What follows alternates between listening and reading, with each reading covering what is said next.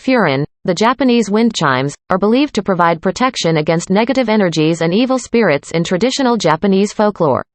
The delicate, melodic sounds they produce are thought to act as a barrier, preventing malevolent forces from entering one's home or personal space.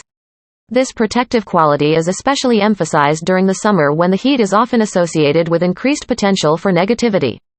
By hanging furin, it is believed that one can create a spiritually purified and safe environment, shielding against harm and misfortune.